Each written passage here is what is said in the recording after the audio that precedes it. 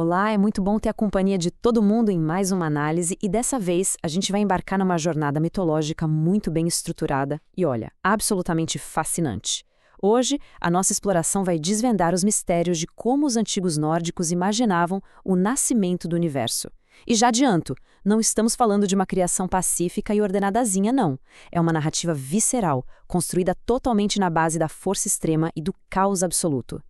Passo a passo, a gente vai revelar a arquitetura surpreendente desse cosmos ancestral. Bora lá? Beleza, vamos mergulhar direto nisso. Essa é a grande questão que paira sobre o início dos tempos. O texto original é super enfático. Primeiro, havia o caos, o nada do mundo. Dá pra imaginar uma época sem estrelas, sem oceanos, sem nem mesmo o chão que a gente pisa? Só existia um grande vazio absoluto conhecido como Ginnungagap.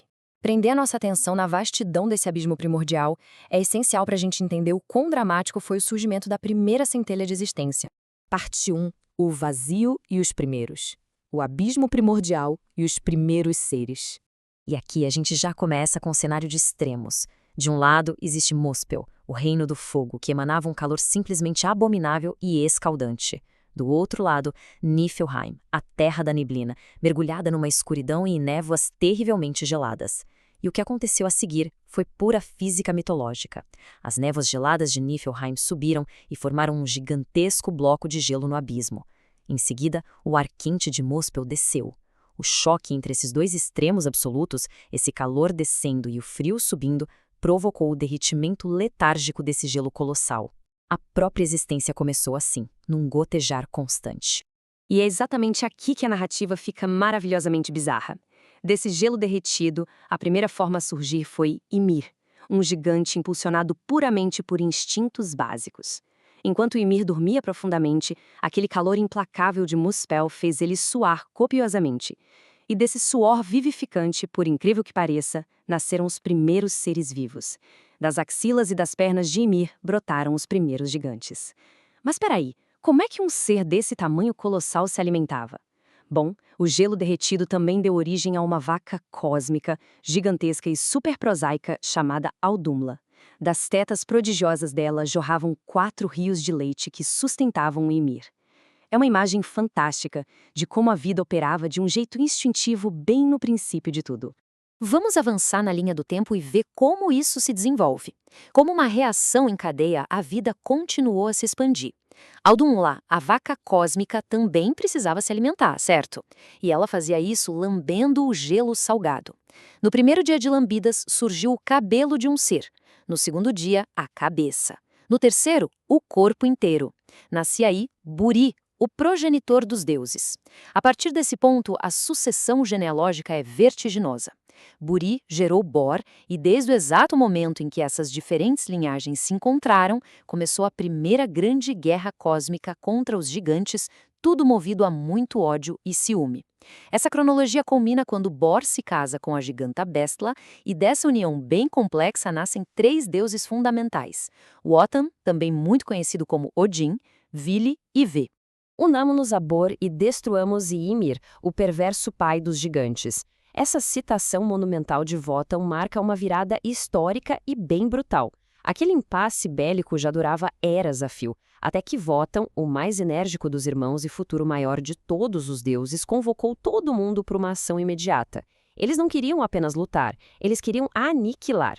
A decisão de destruir Ymir, o ser primordial original, foi um ato de violência totalmente calculada para dar um fim definitivo à supremacia instintiva dos gigantes e assim abrir espaço para a ordem divina. A queda desse gigante colossal teve proporções catastróficas. Com a morte de Ymir, a quantidade de sangue que jorrou das feridas dele foi tão vasta, mas tão incomensurável, que criou um dilúvio absurdo capaz de afogar quase toda a raça dos gigantes. Literalmente. Apenas um casal sobreviveu a esse massacre, Bergelmir e a companheira dele. Eles conseguiram escapar improvisando um barco num tronco escavado e fugiram para Jotunheim. É muito importante notar o tamanho desse evento sangrento, porque ele cimentou uma inimizade eterna. Deuses e gigantes viveriam desde então completamente separados, mas sempre num estado de alerta e com rancor profundo e vigilante. Parte 2. A criação de Midgard, construindo a Terra-média. E aqui a gente entra na narrativa visceral de como restos mortais se transformaram em um mundo. Agora, o que é realmente fascinante sobre essa divisão anatômica que a gente acompanha aqui é que não teve nenhuma mágica surgindo do nada. O mundo físico foi moldado literalmente dos restos mutilados de Ymir. Wotan e os irmãos dele usaram a carne do gigante para forjar a terra fértil. Os ossos e os dentes super resistentes se tornaram as pedras e as montanhas mais íngremes, e aquele sangue abundante que tinha causado o grande dilúvio, ele fluiu pela terra para se transformar nos vastos oceanos e nos grandes rios que cercam o nosso mundo. É um projeto de engenharia macabro, sem dúvida, mas ao mesmo tempo brilhante e incrivelmente estruturado. E o processo de reciclagem cósmica não parou por aí, não. Odin pegou a imensa caveira de Ymir e ergueu ela bem alto para formar a abóboda celeste, o nosso céu. E para garantir que ela não desabasse de jeito nenhum, ele designou 4 anões, cada um posicionado estrategicamente num ponto cardeal só para sustentar o peso dos céus. Para iluminar toda essa nova criação, os deuses capturaram aquelas faíscas incandescentes que ainda voavam lá do distante reino de Muspel e cravaram elas na caveira para servirem de sol, lua e estrelas. O cérebro do gigante foi espalhado lá no alto, formando as nuvens. Assim, a partir de um corpo morto, o cosmos ganhava luz, vida e muito movimento. Parte 3. Anões, elfos e humanos, povoando o novo mundo. Olha, é até difícil não achar um pouquinho engraçada e um tanto quanto nojenta a origem dessas criaturas tão fantásticas. Ao mexerem na carne em decomposição do gigante para criar a terra, os deuses encontraram uma grande infestação de vermes. Mas em vez de simplesmente aniquilar todos eles, Wotan decidiu organizar a bagunça e dar um propósito para cada grupo. Os vermes mais turbulentos e agitados foram transformados nos anões e despachados lá para as profundezas escuras da terra, em Svartalfheim. Já aqueles que demonstraram um comportamento um pouco mais nobre evoluíram para se tornar os belos elfos e ganharam de presente regiões super amenas e agradáveis de Alfheim. Uma verdadeira aula divina de como colocar ordem no caos. A criação da humanidade é igualmente poética e surgiu meio que por puro acaso. Wotan e os irmãos dele estavam dando um passeio pelas margens de Midgard quando avistaram 2 troncos de árvore bem desgastados que tinham sido jogados pela maré ali na praia. Em vez de ignorar a madeira, rolou um trabalho colaborativo admirável entre os deuses. No primeiro passo, Wotan concedeu o fôlego e a vida. No segundo passo, Vili deu a eles a centelha da inteligência e a profundidade dos sentimentos. E por fim, no terceiro passo, Ve entregou os sentidos cruciais da visão e da audição. Aquele simples tronco de freixo se tornou Ask, o primeiro homem, e o tronco de Homo se tornou Embla, a primeira mulher. São os nossos ancestrais forjados a partir da madeira trazida pelo mar, sustentando toda a raça humana a partir de um momento único de inspiração divina. Parte 4. Asgard, a morada divina, o reino dos deuses. E agora, a gente eleva a nossa narrativa da terra mortal de Midgard direto para o domínio supremo e divino. Façamos Asgard e que lá seja o lar dos deuses. A energia inesgotável do Wotan é muito palpável nessa declaração grandiosa. Ele definitivamente não era um deus dado a tirar folga. Os deuses precisavam de um domínio exclusivo, totalmente inatingível aos olhos mortais que eles tinham acabado de criar. E assim, construíram Asgard, erguida sobre a elevada planície de Idalwold, flutuando muito, muito acima da terra e separada do resto do universo pelo rio Ifing, que tinha águas mágicas que nunca congelavam. Asgard representava o ápice da exclusividade e do poder celestial. No entanto, com toda a sua vasta sabedoria, Wotan percebeu que um isolamento total não era o melhor caminho. Algum elo precisava existir, e foi assim que nasceu a famosa Bifrost, a mágica ponte do arco-íris forjada de água, fogo e mar. Só que essa ligação era vigiada com rigor extremo, viu? O guardião designado para isso era o Heimdall, um deus bem singular que nasceu ao mesmo tempo de 9 gigantas. Posicionado noite e dia, com a sua grande trompa sempre pronta para soar, ele garantia que a fragilidade dessa ponte jamais fosse violada por mortais indiscretos. E dentro desse reino impressionante erguia-se o palácio mais importante de todos, Gladsheim, a grande sede do poder supremo. Era lá dentro que operava o sofisticado centro de inteligência liderado por Wotan. Sentado no seu trono mágico, o Hlidskjalf, ele tinha a capacidade assustadora de enxergar absolutamente todos os eventos que rolavam nos 9 mundos. Para complementar essa onisciência toda, ele contava com a ajuda de 2 corvos informantes, Hugin, que representa o pensamento, e Munin, que é a memória. Diariamente, essas aves vasculhavam as regiões mais remotas e escondidas do universo, só para reportar cada mínimo detalhe diretamente aos ouvidos do grande Deus. Um verdadeiro sistema de espionagem mitológico. Parte 5. Yggdrasil e o equilíbrio cósmico. A árvore do mundo que mantém tudo unido. Vamos dar um passo para trás agora e olhar para a grandiosa estrutura de todo o universo nórdico. E isso ilustra brilhantemente uma dinâmica fundamental. Yggdrasil não é um pilar estático, um lugar de paz e quietude. Muito pelo contrário. É um ecossistema bizarro, hostil e superativo.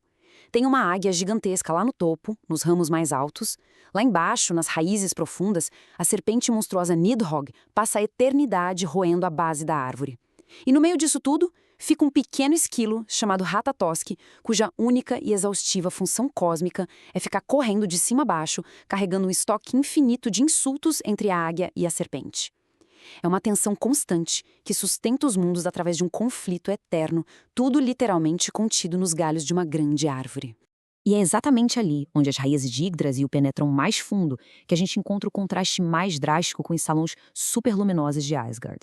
Muito abaixo de Midgard, a gente retorna a Niflheim, que agora está configurado como o terrível e congelante reino dos mortos.